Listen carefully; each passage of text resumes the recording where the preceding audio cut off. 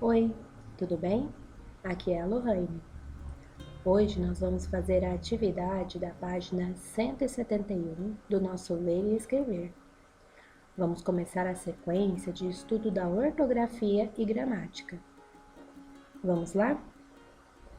Pega o seu Ler e Escrever, lápis, borracha e vamos começar. Na etapa 1, nós vamos estudar as palavras terminadas com ice, com dois s's e com c. A atividade 1A é lendo um poema e trabalhando com palavras. Na atividade 1A, você e seus colegas de turma realizaram a leitura, em parceria com o professor, de um poema escolhido por ele. Vocês vão conhecer o autor e suas características, estudar como o poema está organizado, descobrir o sentido das palavras desconhecidas, o conteúdo temático e recursos utilizados pelo autor. Para essa atividade, eu escolhi um poema do Manuel Bandeira. Manuel Bandeira, nome completo Manuel Carneiro de Souza Bandeiro Filho, nasceu em Recife em 19 de abril de 1886 e ele morreu no Rio de Janeiro, 13 de outubro de 1968. Ele foi um poeta, crítico literário e de arte, professor de literatura e tradutor brasileiro. Manuel Bandeira é considerado como parte da geração de 1922 do modernismo no Brasil. Seu poema, Os Sapos, foi o abre-alas da Semana de Arte Moderna. Juntamente com escritores como João Cabral de Melo Neto, Gilberto Freire, Clarice Lispector e Joaquim Cardoso, entre outros, representa o melhor da produção literária do estado de Pernambuco. O poema que eu escolhi do Manuel Bandeira para a gente fazer a leitura é o poema Namorados. O rapaz chegou-se para junto da moça e disse: Antônia, ainda não me acostumei com o seu corpo, com sua cara. A moça olhou de lado e esperou.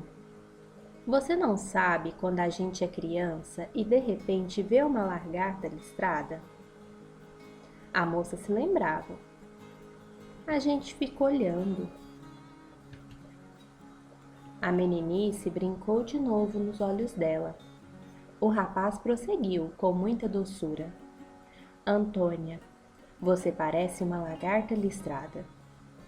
A moça arregalou os olhos, fez exclamações. O rapaz concluiu.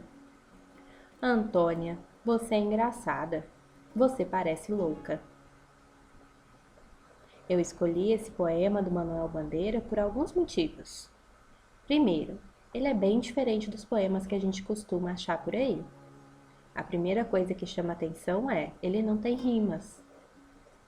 Ele tem apenas 2 estrofes. E os versos dele são longos. A gente está mais acostumado com poemas com versos mais curtos, com mais estrofes e com rimas, não é mesmo? O que ele quis dizer com esse poema, já que se chama Namorados, é que o rapaz estava tão vidrado na moça que ele ficava observando ela de todas as maneiras, assim como a gente quando vê uma lagarta listrada. Agora, voltando para a nossa atividade na página 171. Na sequência da atividade 1A, foram localizadas no poema as palavras terminadas em ice com 2 s's e outras em ice com c. Agora vamos pensar sobre como essas palavras foram escritas. Você irá perceber que, ao pronunciá-las, apresentam o mesmo som. Mas quando escrevemos, usamos letras diferentes. Por que será? Aqui no nosso poema, eu já grifei as palavras que terminam com ice com 2 s's e com c. Você já localizou nessa estrofe uma delas? Sim, a palavra disse. Ela termina com ice com 2 s's. Na próxima estrofe, nós temos mais uma palavra grifada. Termina com ice, mas dessa vez termina com ice com C. Meninice. Então, nós temos essas duas palavras na nossa poesia, com ice. Uma com C e a outra com dois S. Você sabe dizer por que elas são escritas diferente? Anote na resposta do seu ler e escrever da primeira pergunta por que você acha que essas palavras são escritas assim, com letras diferentes, apesar de terem o mesmo som. Continuando a atividade lá na página 171, leia as palavras a seguir e as organize em dois grupos. Palavras escritas com ice, com dois S, e com ice, com C. Nós temos as palavras mesmice, fugisse, tolice, doidice, fingisse, partisse, meninice e caretice.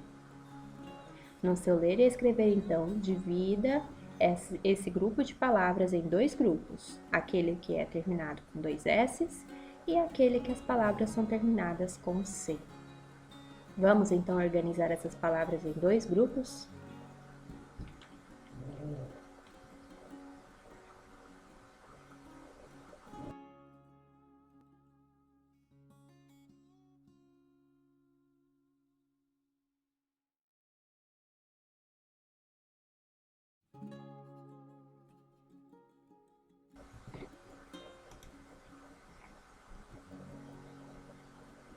Agora que nós dividimos essas palavras em dois grupos, a gente pode observar melhor quais são as diferenças entre as palavras que terminam com ice, com dois S's, e aquelas que terminam com ice, com C.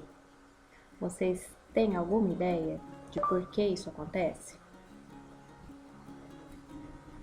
Quando a gente vai pensar na escrita das palavras, a gente precisa pensar como essas palavras são classificadas dentro da nossa língua portuguesa. A gente não pode ficar prestando atenção só no som, porque como a gente está vendo aqui, palavras com o mesmo som são escritas às vezes de maneira diferente. A gente precisa pensar além disso. O que as palavras com ice com dois S têm em comum e o que as palavras com ice com C têm em comum entre elas. Se você está pensando na questão dos verbos substantivos, você está no caminho certo. As palavras com ice com dois S's são verbos. As palavras com ice com C não são verbos. São palavras utilizadas para explicar ações que as pessoas têm, mas não ações que as pessoas fazem.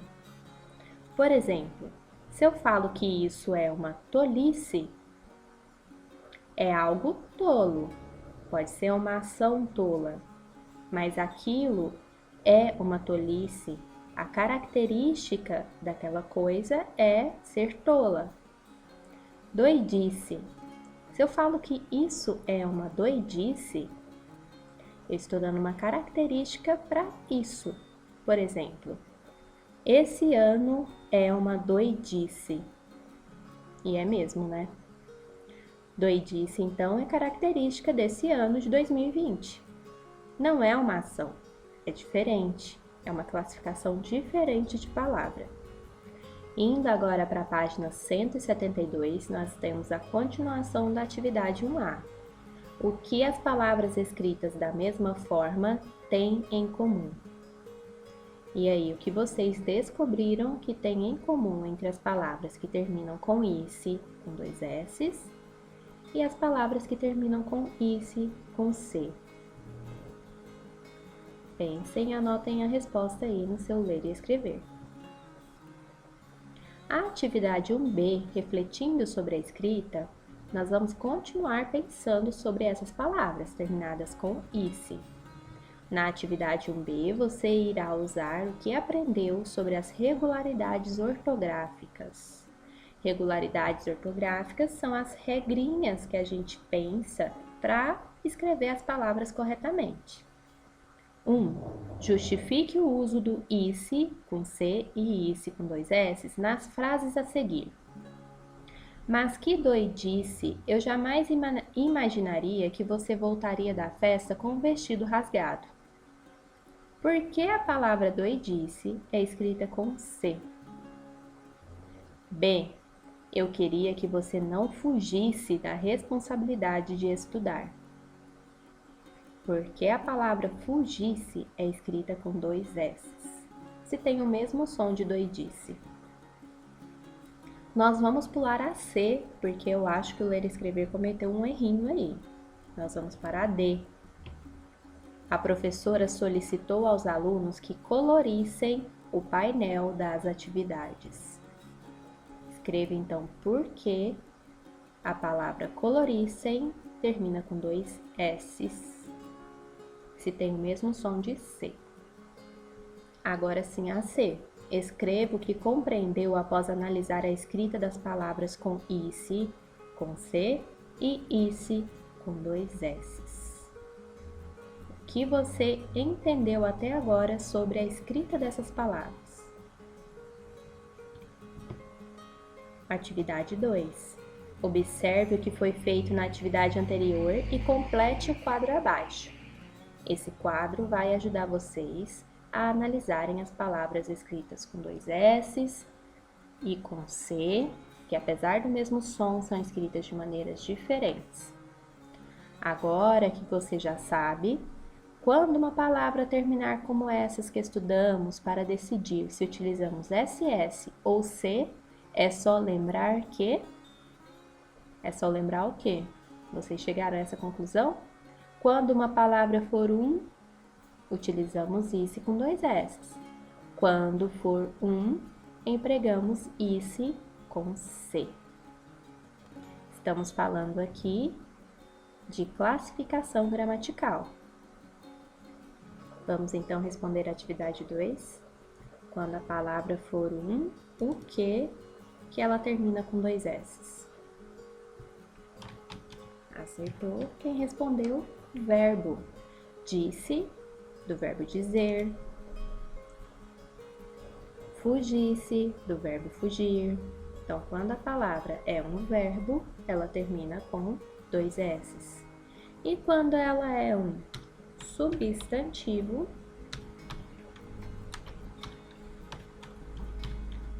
ela termina com isse, com C, como doidice, velhice, meninice.